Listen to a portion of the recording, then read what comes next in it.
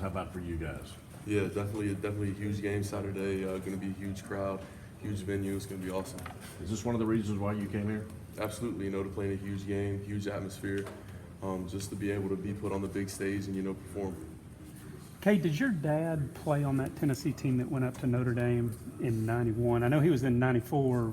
Was his last year? Did he play on that team that had that big comeback? He did play on that team. I think he was a freshman or sophomore. I think he might have played. He told me he played like 4 snaps in that game. So yeah, he played. Is that something you knew about growing up? Because that was one of Tennessee's biggest wins ever, and then obviously in South Bend. Yeah, that was definitely something he told me about growing up.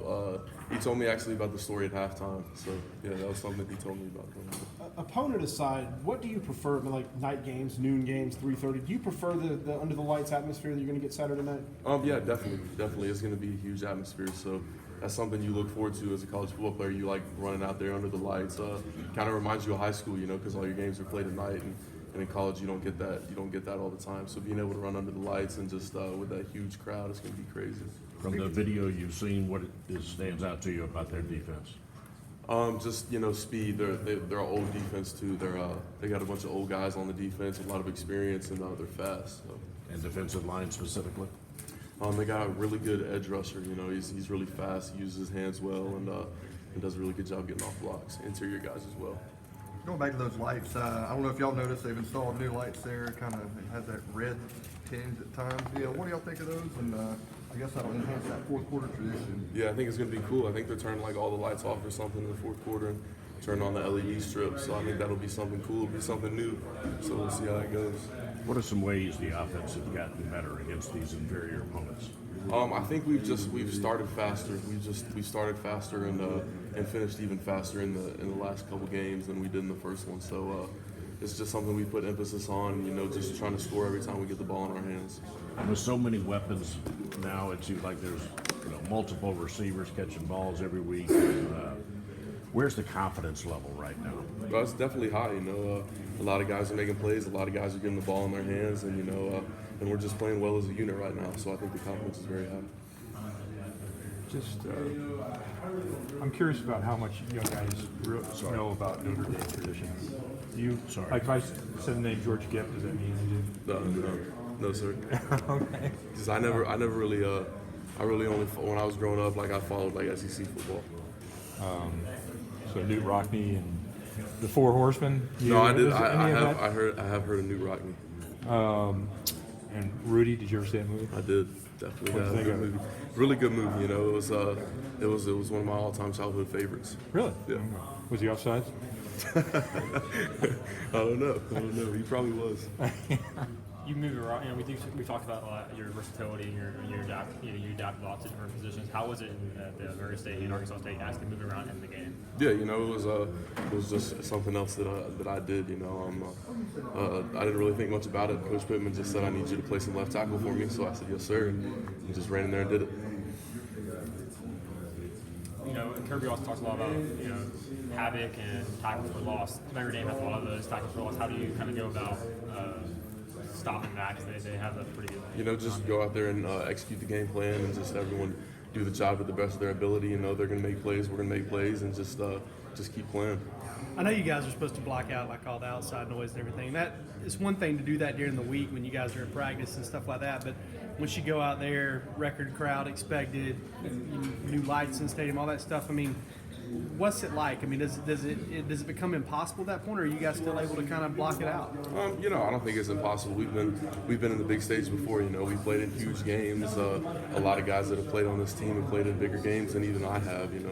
A lot of these guys went on that national championship run, and we've been in big games before. So, I think when Saturday comes, I think we will be able to block out all that outside stuff and just go play. It's just another football game. It's another game on our schedule. So, we'll block that out and go play. What are the challenges of an 8 p.m. kickoff? Does it kind of suck to wait around all day long to play a football game? Oh yeah, definitely. I wish we could kick it off at noon. And just go out there and play. Just roll it out there and let's get it going. But I think it'll be good though for our guys to be able to spend all day getting tuned in, getting zoned in for the game, and getting ready. Kid, you get 4 tickets per game for a home game? Yes, sir. How much in demand of your friends and family, or are those tickets? I mean, I guess there's probably more interest in Murray State, huh? No, yeah, they're definitely high interest, but you know, family comes first. So. In what ways, though, does the experience of having played in the how does that translate to Saturday night? And you kind of touched on it a second ago, but having been in the big game, it shouldn't be that much of a shock, I guess. Oh yeah, definitely. You know, playing in the SEC, it's a big game every week. You know, you're playing a lead team, elite guys on that team. So every week you come here, you're playing an elite team. So I mean, it's another matchup for us. It'll be a good test for us, and we're gonna go out and play hard and execute. Is there a part of you though, when the season starts, you kind of look at the schedule, you don't kind of stop at Notre Dame a little bit, and think, oh, it's gonna be a little more fun? Oh yeah, definitely looking at that game and just seeing it's an out-of-conference game and somebody that you know I'll probably not be able to play here again. So it's somebody that's on the schedule that we're looking forward to. Yeah, remember, did you visit up there at all? I didn't. Yeah. What is Isaiah Wilson joining the mix possibly again this weekend? Obviously, you guys have run the ball well without him. We are running the ball well. Yeah, I'm not sure what's going on. I think that's more of a question for Coach Smart. What about you? Just prepare to play both right guard and right tackle? Yeah, I'm prepared to play. You know, wherever I get thrown in there. You commit from Notre Dame on the film defensive line as far as their size. You know, they got some good edge rushers, some active guys inside. Their edge rushers are fast. They get off the ball well, use their hands well. So they're a well-coached group of guys. What position of all the O-line positions do you prefer to play? Obviously, we know you can play all of them. Do you prefer outside, the inside? No, I don't really mind. It's kind of just, you know, wherever I'm playing at that point, it's kind of all the same to me. So you committed a couple months or so after the Notre Dame game, 2017. Do I have that time right? Yeah, I signed on the signing day. Okay, so do you remember watching that? How much was Georgia under consideration at that point? Georgia really wasn't on my radar at that point in the season. I actually didn't watch the game. I think I was probably, I don't really remember what I was doing, but you know, I think Georgia came on my radar probably late October, in the middle of October. When did they? And I know there are a lot of personal reasons, and Coach Pittman, but for Georgia to be a national program and a power, how much was the fact that they were running towards a championship? Oh yeah, definitely meant a lot to me. You know, we put in so much work, and you know, to not contend for a national championship, it was something that I couldn't really do. So you know, I had to put myself in a position where if I'm going to put in this work, then you know, I want to go win a championship and I want to contend for it, and yeah. Cade, I know it's a couple weeks early, but you probably aren't going to get to see you again before you go to Tennessee. When you play a hometown team, are you able to keep it like every other game, or will that be special for you in Neyland Stadium? It'll definitely be special for me. You know, I'll have a lot of family members there, and a lot of friends, you know, that I grew up with. They'll be there, and it'll definitely be something that, you know, that probably wasn't I was expecting when I was younger. You know. But you know, I'm looking forward to it. Did you watch Notre Dame a lot growing up? Where were they on as far as you being a fan and watching college football?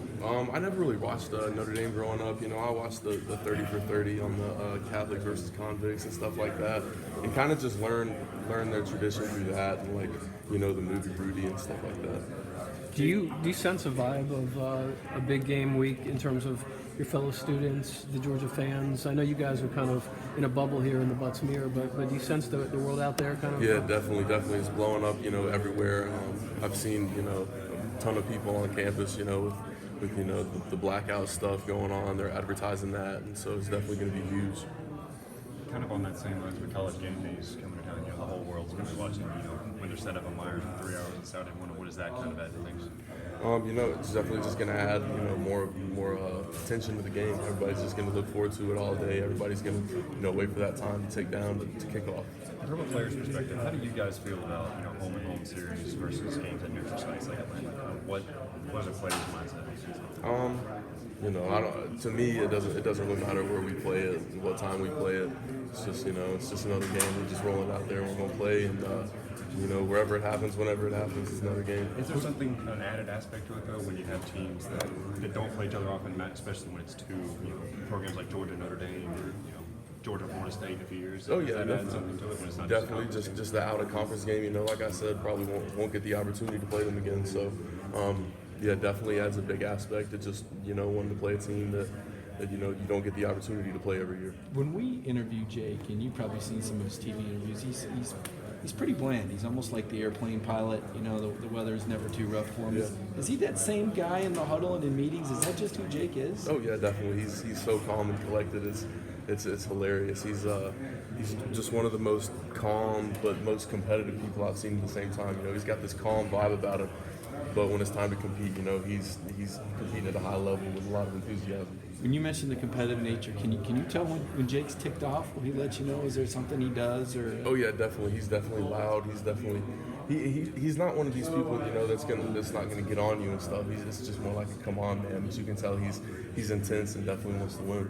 How sort of important was it for the offense this week, even though you guys were already up big, to sort of execute that 2-minute drive right before halftime? You know, it's just a big thing here, a big thing that the coaches were harping on, you know, is don't, like, the scoreboard's your enemy.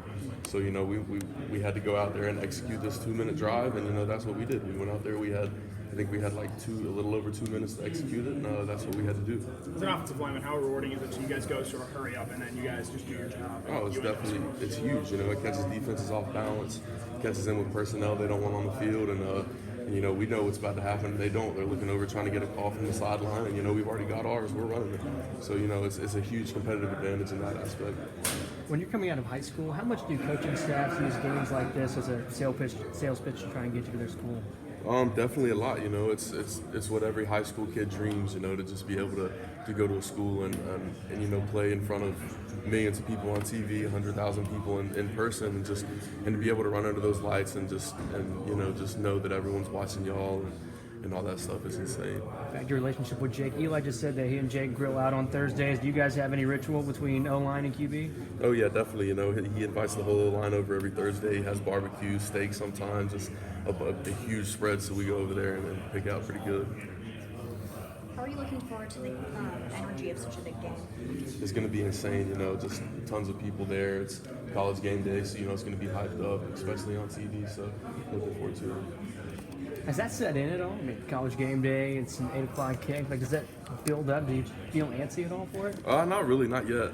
You know, I'm kind of taking it one day at a time. You know, I'm going to go out and attack a Monday practice, and then, you know, when Saturday gets here, I think it'll hit Saturday morning. You know, when I have to sit there in the hotel all day and wait for it, I think that's when it'll hit. Do you have anything special you do when you're waiting all day to try and keep your nerves calm and relaxed? Well, no, I just kind of chill and just, you know, call my mom, talk to her for about an hour. That's about it.